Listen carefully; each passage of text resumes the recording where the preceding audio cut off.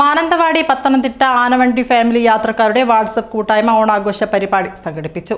തൊട്ടിൽപ്പാലം ഡിപ്പോയിൽ വെച്ച് നടന്ന പരിപാടിയിൽ ആനവണ്ടിയുടെ കണ്ടക്ടർക്കും ഡ്രൈവർക്കും ഓണക്കോടി സമ്മാനിച്ചു.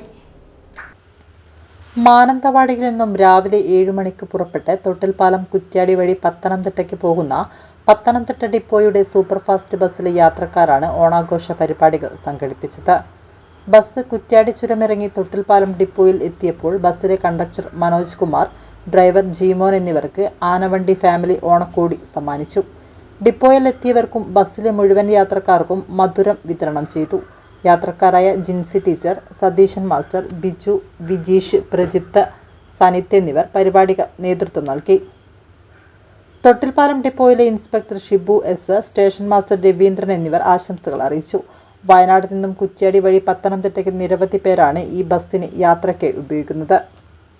ഉദ്ദേശിച്ചതെന്ന് പറഞ്ഞു കഴിഞ്ഞാൽ വയനാട് എന്ന് പറഞ്ഞാൽ വളരെ യാത്രാ പ്രശ്നം നേരിടുന്നൊരു മേഖലയാണ്.